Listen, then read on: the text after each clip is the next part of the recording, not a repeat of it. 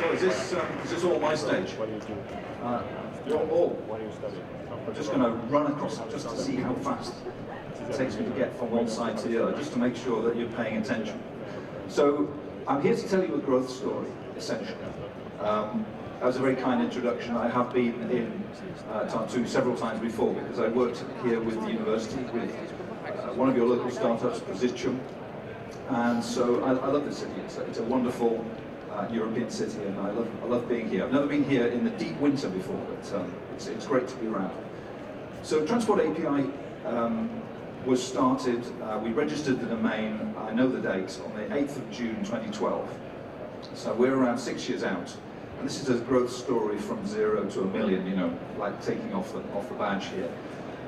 This is the first part of a journey you might go on. This is how you get through those first steps. So let me first of all tell you what is Transport API. Probably, as you can guess from the name, essentially, it's an API that carries all of the transport information, in this case, about the whole of the UK. Not sure why it's advancing automatically, I might have to control this. We have all of the content for the whole country. There are 400,000 bus stops in the UK, 2,500 stations. It's a scaled SaaS offering, royalty-free distribution of data downstream. We started as an open data company and we still do that. We work now with a lot of app companies, and we're trusted by some of the largest operators in the UK to deliver their data to them, to all their apps, their business intelligence, their screens. We do that in real time, 24/7. What is an API? You know this. It's basically a RESTful API. Looks like this. These are some of our endpoints. The key thing is, for those of you who are not truly familiar with an API, it's basically a web address on every bit of data. And that web address allows you to reach in and pull out exactly what you need to know. And over those 6 years, we've built up a position in the UK transport market where we power a quarter of all of the apps that tell you when your train is coming, when your bus is coming, what the fares are, where the routes go. And we've become a utility. We've become like a piece of digital infrastructure that underpins a huge range of services. So the kind of stuff that we've got in the API is live information, schedules, route maps, the locations of stops, all the stuff here, journey planning.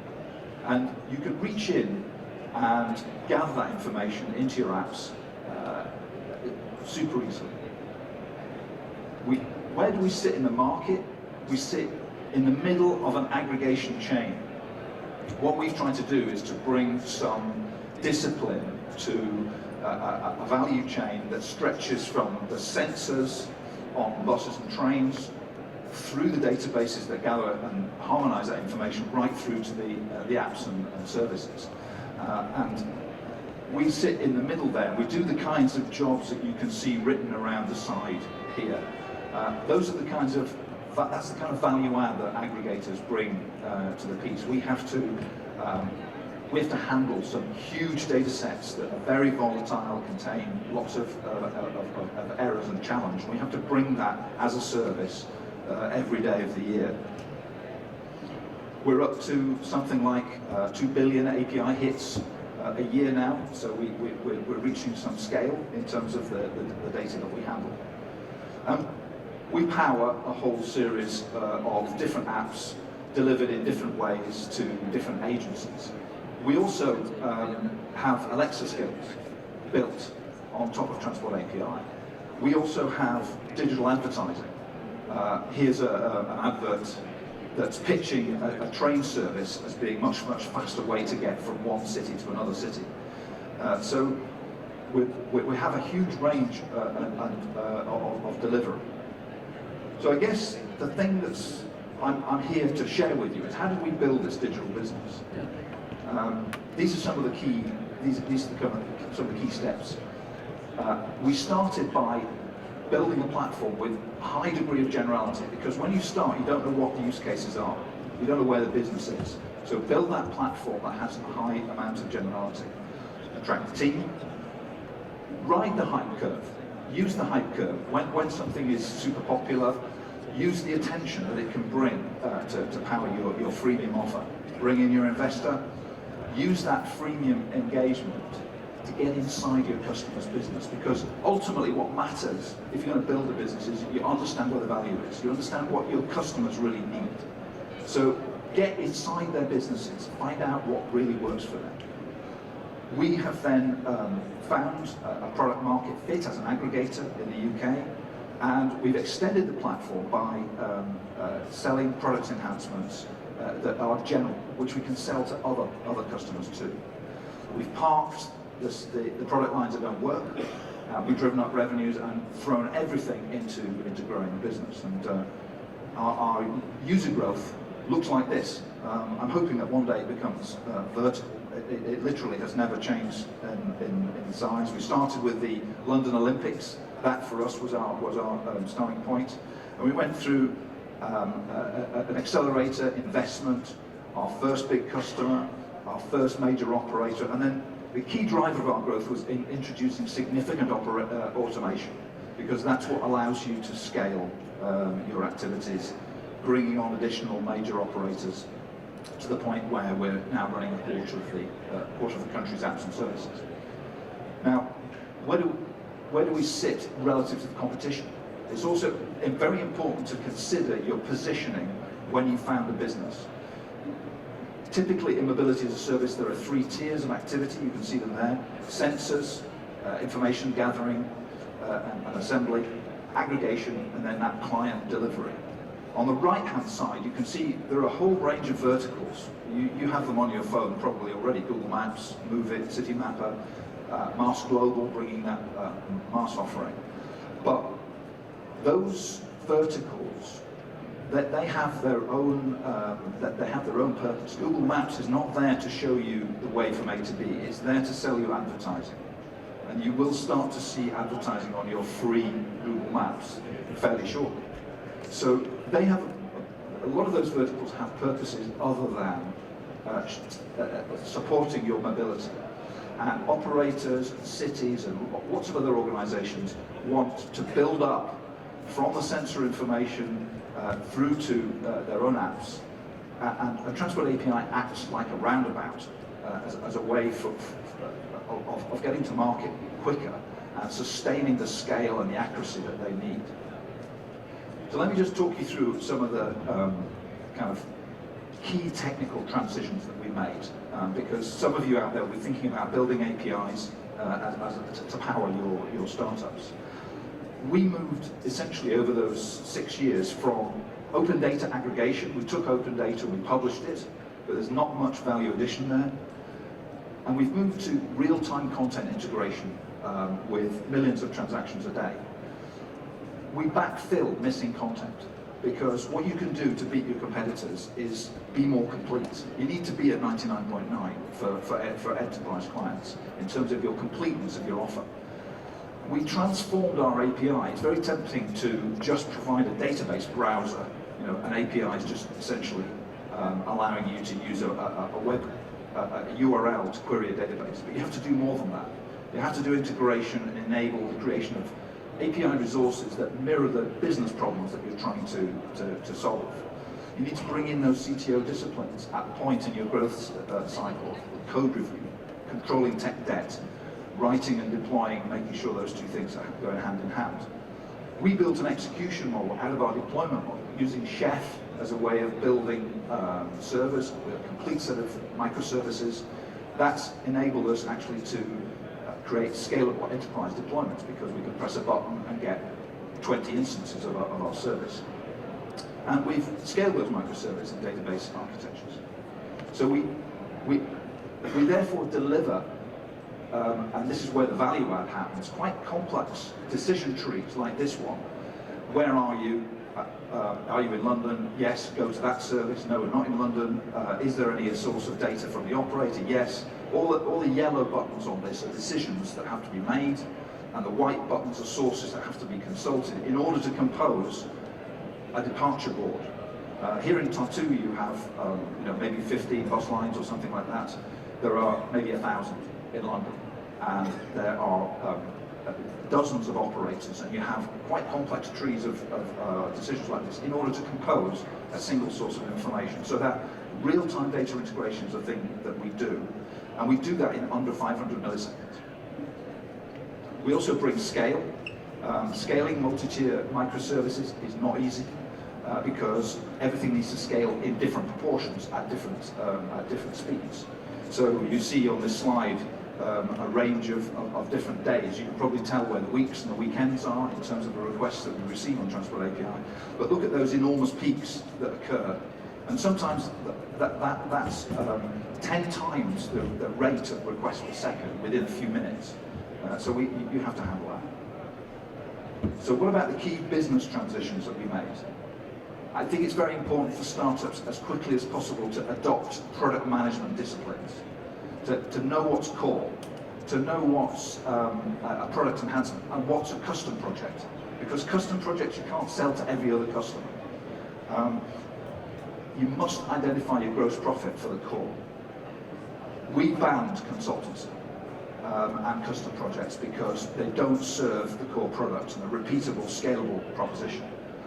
We made sure that our terms minimize friction downstream. It's really important to do that.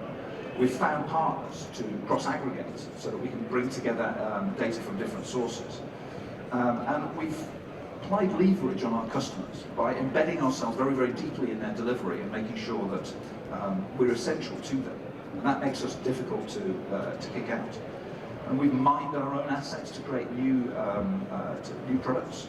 And we've moved from JFDI, just flip into it, to international standards that govern delivery, because eventually your enterprise customers, your end customers for your startup proposition will need guarantees, and you have to build that on something. So we can do stuff like this now. So this is a city in England. The colours of the dots tell you whether the buses are delayed or not. So if they're red, they're heavily delayed. And the triangles tell you where the roadworks are. So you can bring those two things together and say, well, some of those roadworks, maybe that one on the top left there, that's causing serious problems to the bus network. So we have to mitigate that in some way. That creates real value. In the UK now, the government rents the road to the contractor who fixes the road. So they pay more rent if they spend longer fixing the job. And this is a way of assessing how much rent and how much impact they may actually have. We can measure, this is a map of journey plans that people are intending to make. So in real time, a quarter of the country using the apps that we power, we know where they're thinking about going. Because we don't know, this is not kind of Big Brother where we're looking in and seeing, well, where are you going to go today? This is disaggregated, anonymized information, but nonetheless we can figure out, there's no city outlines on that map. The blobs are many, many, many tiny journeys from one place to another, which you can see. And if you zoom in, you can start to see the detailed structure of the intention to travel. That's important stuff. So, just coming to an end, what do we actually, how does this help MaaS? How does this help deliver mobility as a service? I think just a handful of really important things flow from having a service like Transport API up and running. First of all, having a single API with all the transport in is, even though I say it myself, it's taken us 6 years, it's a massive achievement and a hugely useful thing as a utility, because that's all the modes. That's bus, that's train, that's boat, that's taxi, that's demand responsive transport of different kinds. It's the whole country. Small islands in Scotland, ferries in the centre of London, they're all in there. So that means that you can build mobility as a service propositions because you've got all the data and you don't have to do it yourself. Because we're a fully qualified source using the most up-to-date information, remember I said we backfill to make sure we have everything. Mobility as a service applications can come and mine our information, because my vision of mobility as a service is not like another transport app. It's something that actually takes delegations from you and really helps you improve your journeys. In which case, you have to mine the network. You have to think, well, what would be a better way of doing my journey? Because we don't see all of the opportunities. And once you've got the source, you can do that. We also hold the operators to account, because using Transport API, you can find out whether or not they run their buses and services, their trains on time. So we can provide performance information, and that can be a powerful motivator to operators to improve their offering. And I think that MaaS applications should actually be saying, hey, go on this operator because they're more reliable than this one. This service is always late. Don't put that in your journey plan. These two services never connect. The UK is a very congested country. Probably only, I don't know, 70 or 80%, only 70 or 80% of journeys actually fulfill. A lot of them don't fulfill because they don't connect because of delays and congestion. So we want to be able to provide that information to travellers. And it's very important that we can unify the modes. You know, the proposition for mobility as a service is one subscription for all the modes. But how different, you know, I can go over here and I can say, okay, we're taxis here. We don't talk to anyone else. All right, over here, we're trains. You know, so you know, if you get off a train somewhere, where's my taxi? Well, you know, what am I going to do? I'm going to look on Google or you know, look on a sign in the station, try and find a taxi. No, we want a single journey that has the taxi already waiting there for you when you reach that station. So we're trying to enable mobility as a service tools by providing these facilities, providing these databases so that they can innovate. We are a piece of infrastructure. We've built that infrastructure. Please come and use it. And one of the reasons I'm here is to start thinking about how we can bring what we've learned and the platform we've built in the UK and roll it out across Europe. So thank you very much. Thank you, Jonathan. You're there. She's sneaking behind your back. So, question from me. Go ahead. I'm going to stand back. You know, if we look at how things or the industries in terms of science and in terms of business, how they're evolving, we see still some, you know, contradiction, let's say, about climate change. So we still see, you know, these contradicting ideas that science says we should do that, and then business says, no, you know, it's not a problem, we should do actually the opposite. So do you see the same contradiction in transportation science and what's actually needed in business, and how you see that this is evolving? Yeah, because if you move through the transport network, you may move through it in a very inefficient manner. And collectively that means we waste energy, we waste time. We don't want to do that. We want to optimize. Optimizing can only begin with mastery of that underlying network. All right. So, if you think about, you know, your personal purpose, we talk about purpose a lot. What we want to do in this world. So, what would you like to feel, you know, before you die? You know, the moment, like, okay, now is the moment, and you feel like, okay, this is, you know, what I've achieved in transportation. What is this one thing? Do you have that? You ask hard questions. That's a hard question. I think the answer to me is, you know, the transport network, I want it to be one thing for us, you know, because to the individual operator, to the individual city, it's their little bit, you know. But I've come here from part of South London, across a whole series of networks, and I want it to be one thing, so it works for me as an integrated thing. I'd love it if we got there before I died. I'm not planning to die certainly anytime soon, but so we have time. We have a bit of time. Thank you, Jonathan. Thank you very much indeed for inviting me. Oh, There you look at this. The money's in here. Yes, there's the money. Thank you very much. Thank you. Think about, are you